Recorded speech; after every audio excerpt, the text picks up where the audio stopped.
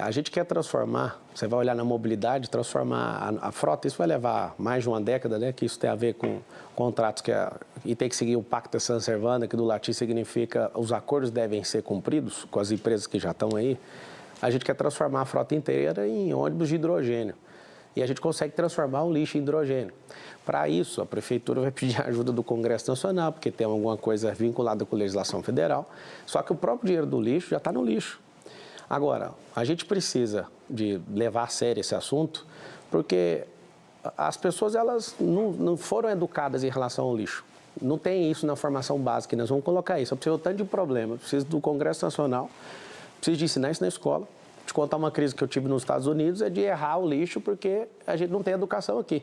E aí você erra a sacola, o caminhão de lixo não pega. Eu tenho uma casa em Orlando e eu falei, caramba, por que aqui em Orlando, ou melhor lá, as pessoas respeitam o pare, aqui as pessoas não respeitam, por que lá separa o lixo direitinho? Por quê? Porque tem que investir isso na educação, primeira coisa.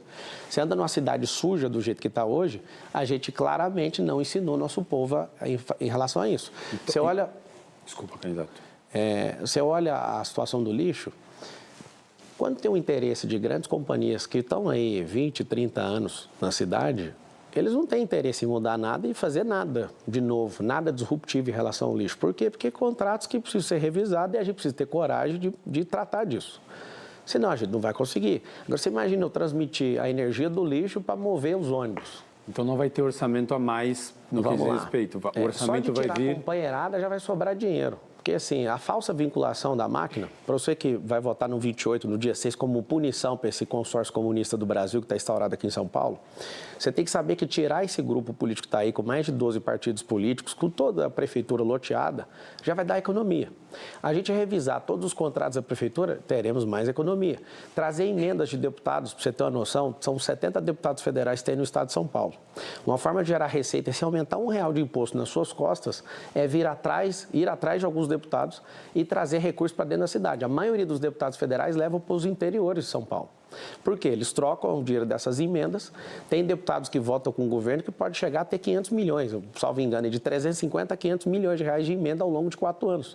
Eu sei como gerar receita, dando louvor para esses caras, colocando eles lá ali na Zona Norte que você falou de Brasilândia e falar, ó, essa área aqui eu quero investimento seu e vou te dar glória, porque o poder precisa distribuir a glória. O que é glória e louvor, candidato, a glória em termos de um deputado de falar assim, ó, o prefeito reconhece que o recurso veio para cá, é o que o vereador faz e pôr aquela faixa, ao invés de você pôr a faixa, alguém ter a capacidade de reconhecer que o recurso veio pela pessoa. Igual, por exemplo, o Nelson Williams está aqui, ó, o maior advogado do Brasil, eu convidei ele está em uma causa minha, é dar glória para alguém que é um dos mais poderosos causídicos, e obrigado por você ter aceito meu convite de estar aqui. Nelson então a gente ainda não tem orçamento, né, para o lixo? Não, nós temos.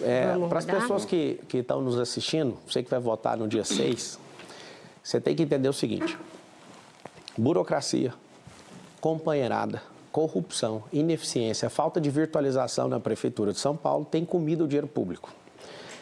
A gente precisa cumprir um primeiro ano que tem que praticamente carregar as decisões da legislatura anterior, que é a Câmara dos Vereadores, e todas as decisões que o prefeito anterior, que no caso o Ricardo Nunes, tomou.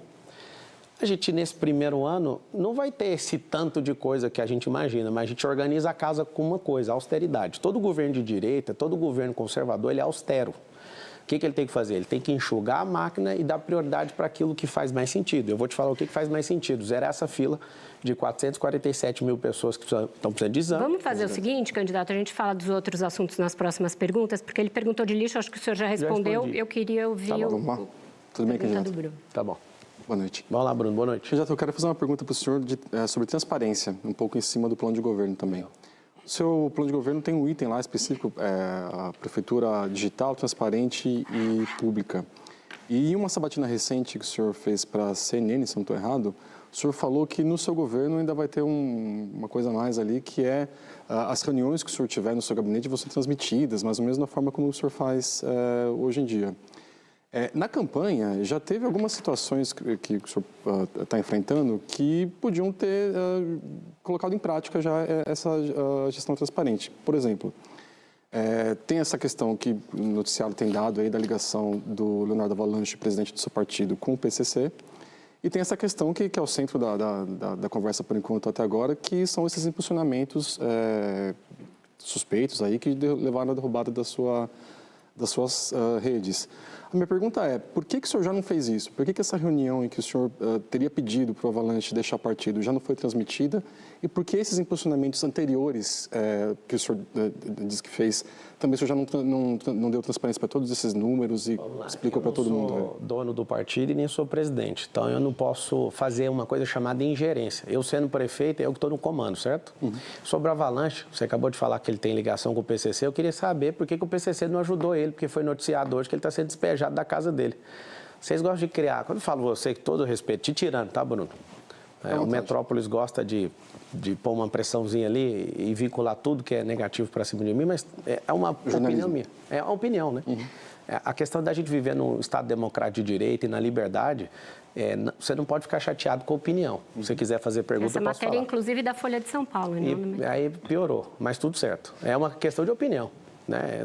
A liberdade é a melhor coisa. Você pode falar que eu sou bandido. Mas por que o senhor não deu transparência para essas... Então, eu já te respondi. É ingerência minha se eu quiser expor o partido, certo? Então, se ele é o presidente, eu tenho que respeitar porque ele está no comando. Agora, a pergunta é, como que o cara é do PCC, parece que o PCC acabou o dinheiro, então, por que o cara está sendo despejado da casa dele? Pergunta 1. Mas o áudio é a voz dele, candidato. Não, mas eu não sou advogado dele. Eu fiz lá o comunicado depois da Globo, da Globo News, e falei para ele, cara, não é melhor se afastar? Eu fiz o comunicado e eu peço, né, que ele tenha bom senso. Eu resolvi me afastar, particularmente dele. Estou seguindo minha campanha em paz, porque para mim é constrangedor o tempo inteiro ter que responder essas questões, mas fica essas perguntas, né? Na minha vida particular eu não mostro tudo, mas reuniões onde eu tenho certeza que as pessoas vão querer me colocar com o pescoço numa forca, eu vou ligar a câmera para mostrar assim. Vai ser o tempo inteiro? Não precisa ser o tempo inteiro. É mais para ter um sistema de defesa. E eu sei que vocês vão me cobrar isso por longos 4 anos de governo. Eu faço questão de transmitir muita coisa. Tem coisas que são estratégia da prefeitura que não precisa de abrir para as pessoas. Então, com relação às contas? Oi? As contas dos impulsionamentos? Eu já falei, não tenho dinheiro pago. Não dá para abrir esses dados para a gente? Já está aberto, está lá no processo. É só pesquisar no terreno, não tem segredo de justiça não, pode olhar lá. Só pegar lá. Pedro, tem a defesa, tem tudo. A gente que o senhor não sabia nem o valor total. Não, mas aí o que eu paguei até hoje, a pergunta dela é o que eu paguei até hoje. Imagina se eu vou te responder isso. É só pedir isso num processo, para mim tá tudo certo. Bruno, para fechar a roda. Pedro. Bruno, não, Pedro. Tudo bem, candidato? Tudo ótimo. Eu queria voltar a um assunto que a Malu já até começou a introduzir, a sua condenação lá de 2010 por furto, né? Na sentença, o senhor disse na Globo News que nunca oferiu lucro, que era uma relação de trabalho ali. E na sentença, o juiz fala claramente ali que o seu objetivo em participar do esquema ali era ganhar dinheiro fácil. Então, eu queria devolver para o senhor isso. O objetivo ali era esse mesmo, era ganhar dinheiro fácil? Eu ganhei um salário de R$350 e não tinha dinheiro para pagar advogado.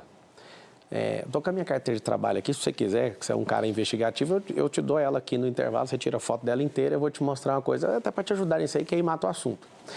Dia 1º de maio de 2003, eu tinha 16 anos de idade e a carteira estava assinada. Eu fui mandado embora desse emprego, eu era operador de áudio, e por uns 6 meses eu fui prestar serviço para essa pessoa, né, na condição, né, de confiança, de alguém que eu já conhecia. Da igreja, né? Era o pastor de jovens da época.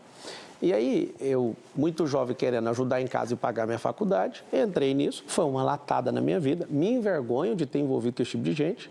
Só que na hora que acabou isso, eu fui processado, né, por longos 13 anos, isso foi assustador para mim. Você vai pegar a minha carteira de trabalho, no mesmo ano, está registrado como atendente call center. E eu fiquei quase 8 anos numa companhia. E aí, o que acontece? Se eu fosse o bandido e quisesse dinheiro fácil, eu ia arrumar serviço de carteira assinada para quê?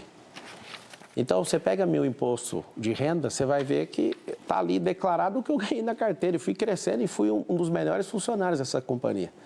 Então, eu não tenho nadinha para me curvar para bandido, eu não sou bandido.